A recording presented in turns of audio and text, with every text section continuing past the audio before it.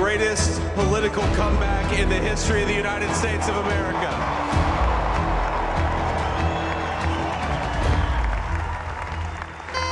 Внимание, расчет, получен приказ. Верен. Внимание, пуск!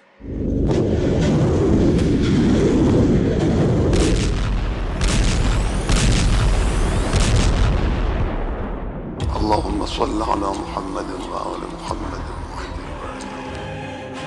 एक तरफ अमेरिका में डोनाल्ड ट्रंप ने जीत का ऐलान किया और दूसरी तरफ ईरान का वार्निंग बटन दबने लगा। ईरान ने बता दिया है कि युद्ध का बजर वाला राउंड शुरू हो गया है। इस बजर वाले राउंड में अब युद्ध की रेंज में सिर्फ ईरान या इजराइल नहीं रहेगा। ईरान के सुप्रीम लीडर अली खामनेई के ऑर्डर पर विदेश मंत्री अब्बास अराक्ची ने बहुत बड़ी वार्निंग दे दी है। بجز رژیم صهیونیستی خواهان این وضعیت نیست. अब्बास अराक्ची ने कहा है कि युद्ध बढ़ा तो वॉर वाली तबाही की रेंज पश्चिम एशिया से आगे बढ़कर बाकी दुनिया को भी अपनी जद में ले लेगी। यानी अगर ईरान जलेगा तो इजराइल पर खाक हो जाएगा और इस इलाके में अमेरिका के सभी दोस्तों के घरों में भी आग लग जाएगी। ईरान के विदेश मंत्री अब्बास अराक्ची इस बात की 100% गारंटी दे रहे हैं। यानी युद्ध वाले धमाकों से सिर्फ लेबनान और गाजा खत्म नहीं होगा, मिसाइल के हमलों से सिर्फ ईरान और इजराइल नहीं दहलेगा, बल्कि हर उस देश पर इसका असर पड़ेगा जो इस युद्ध में पर्दे के पीछे से ईरान के खिलाफ है।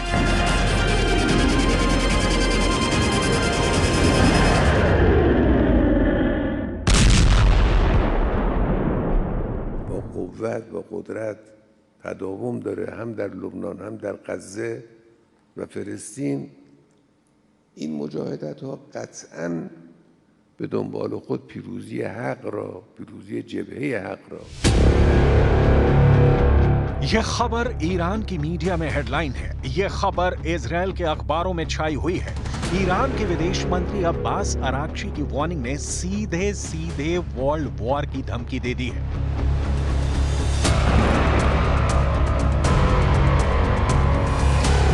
लेबनान में रोज हो रही बमबारी और जलते हुए गाजा को देखकर अब्बास अराक्ची ने बहुत साफ शब्दों में कहा है कि दुनिया को पता होना चाहिए कि अगर युद्ध बढ़ता है तो इसके नतीजे पश्चिम एशिया तक ही सीमित नहीं रहेंगे। असुरक्षा और अस्थिरता बाकी क्षेत्रों और दूर दूर तक फैलेगी। Unfortunately, the international community has failed to stop the Zionist regime for seizing its genocide and act of aggression, which endangers both regional and international peace and security. Efforts are being made by the Islamic countries to address this crisis. Israel पर Lebanon की तरफ से दागे गए rocket देखिए। ऐसे rocket Israel आसमान में ही मार गिराता है, लेकिन जमीन पर जब कुछ रॉकेट गिरते हैं तो धमाके के साथ ऐसी आग भड़कती है कि मौत सामने नजर आती है। ये इजराइल का दूसरा बड़ा शहर हाइफा है और यहाँ पर हिजबुल्लाह के हमले लगातार जारी हैं। यानी साफ है कि हसन नसरल्लाह के मारे जाने के करीब 1.5 महीने बाद भी हिजबुल्लाह एक्टिव है। अब देखिए गाजा में क्या हो रहा है। इजराइल का बुलडोजर एक बख्तरबंद गाड़ी को खींच कर ले जा रहा है। इन दोनों के पीछे आ रहा है इजराइल का शक्तिशाली मरकाबा टैंक। और फिर क्या होता है, एक बार फिर देखिए।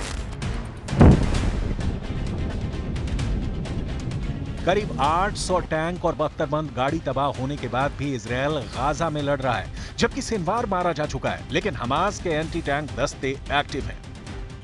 بله شخصیت برجسته و مهمی مثل جناب سید حسن نصرالله یا جناب سید هاشم صفی الدین و امثال اینها در بین اونها نیستند. اما अब इन धमाकों के बीच आई है ईरान की चेतावनी, क्योंकि अमेरिका के चुनावी नतीजों से इजराइल को नई ताकत मिली है। राष्ट्रपति डोनाल्ड ट्रंप के आने के बाद नेतन्याहू के अंदर वॉर वाली बैटरी भी पूरी तरह से चार्ज हो गई है। ये बात ईरान बहुत अच्छी तरह जानता है। ईरान को लग रहा है कि ट्रंप का आना इस युद्ध को रोकेगा नहीं बल्कि और भड़काएगा। 26 अक्टूबर को इजरायल ने जिस तरह ईरान पर काउंटर स्ट्राइक की, उसे देखकर ईरान को नए खतरे की बू आने लगी है।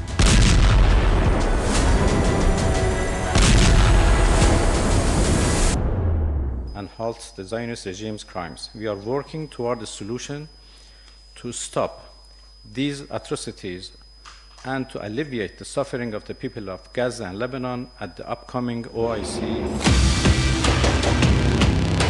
ईरान के विदेश मंत्री अब्बास अराक्ची की यह वार्निंग इजरायल से ज्यादा अमेरिका या कहें कि डोनाल्ड ट्रंप के लिए है। यही वजह है कि ईरान ने बता दिया है कि युद्ध का बजर वाला राउंड शुरू हो गया है।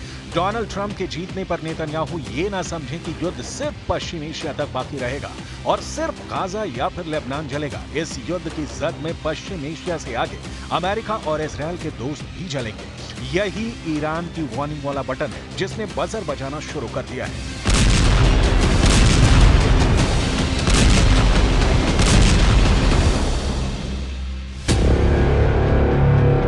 इस बजर के पीछे असली वाली ताकत समझनी है तो इस रॉकेट लॉन्च को देखिए। ये रूस का सोयूज रॉकेट है जो एक साथ 53 सैटेलाइट लेकर आसमान की तरफ बढ़ा है।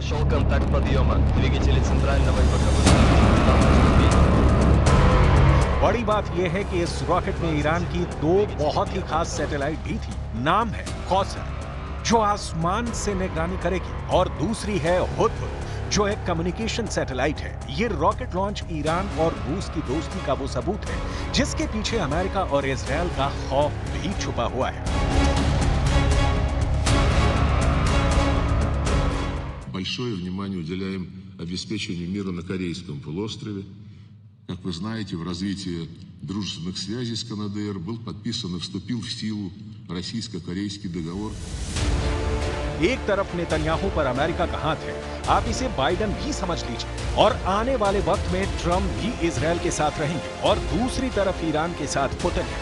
पुतिन की सरकार बार बार इस गठबंधन को वर्ल्ड स्टेज पर बता रही है। इसके अलावा चीन भी ईरान के साथ ही है। वो भी चाहता है कि इजरायल के हमले अब बंद हों। व्लादिमीर पुतिन और शी जिनपिंग की पार्टनरशिप का एक सबूत इस एयर शो में छुपा हुआ है। रूस की एरोबैटिक टीम रशियन नाइट्स चीन के ज़ुहाई एयर शो में हिस्सा ले रही है। ये रूस के वो फाइटर जेट हैं जो भारत में भी अपनी कलाबाजियां दिखा चुके हैं। रशियन नाइट्स के सुखोई विमान 2013 में बेंगलुरु एयर शो में पहली बार आए थे। इस बार ये विमान चीन के एयर शो में शी जिनपिंग और पुतिन की पक्की दोस्ती का सबूत दे रहे हैं। Летали хорошо, настроение отлично, готовы к работе, с хорошим качеством отработали.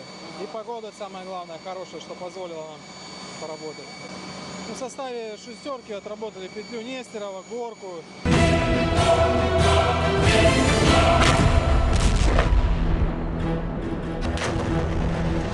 Ukraine, Gaza, Lebanon, Yemen, Israel और यमन इतने वॉर जोन जब एक्टिव हैं तो युद्ध रोकने की जगह युद्ध भड़काने वाली बातें हो रही हैं। तब अमेरिका में डोनाल्ड ट्रंप का जीतना एक बड़ा टर्निंग पॉइंट हो सकता है, लेकिन इजरायल ट्रंप की जीत से बहुत ज्यादा खुश है और यही वजह है कि अमेरिका के चुनावी फैसले के बाद ईरान बहुत ज्यादा आक्रामक है। यही वजह है कि हर 24 घंटे में गाजा से लेकर लेबनान और इजरायल से लेकर ईरान तक बहुत सी चीजें लगातार बदल रही हैं और इसका असर यूक्रेन से लेकर रूस तक देखा जा रहा है। खबर यह है कि रूस ने अपनी परमाणु फोर्स को सुपर एक्टिव कर दिया है।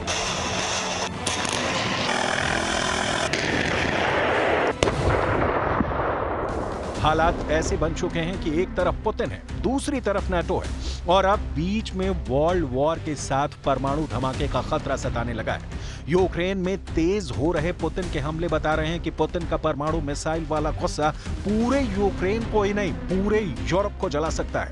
रूस के हमलों से साफ है कि पुतिन का गुस्सा बहुत खतरनाक है। ये युद्ध ज़ेलेंस्की के हाथ से निकल चुका है। ये बात अब ट्रंप को भी समझाई जा रही है कि अमेरिका में राष्ट्रपति चाहे कोई भी हो, पुतिन का इरादा यूक्रेन से लेकर ईरान तक अटल है। Русская революция 1917 года, как в свое время нидерландская, английская, Великая Французская революция, стали в известной степени вехами в развитии человечества.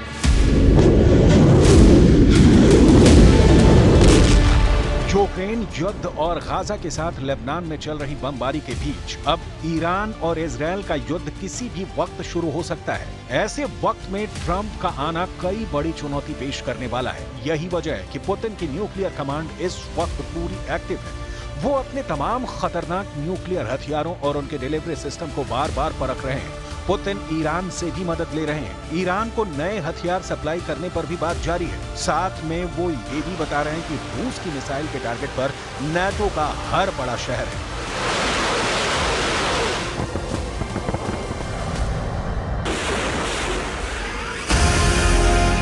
नवंबर के महीने के अंदर सिर्फ 5 दिन के अंदर परमाणु युद्ध भड़काने के 2 सबसे बड़े कदम उठा लिए गए।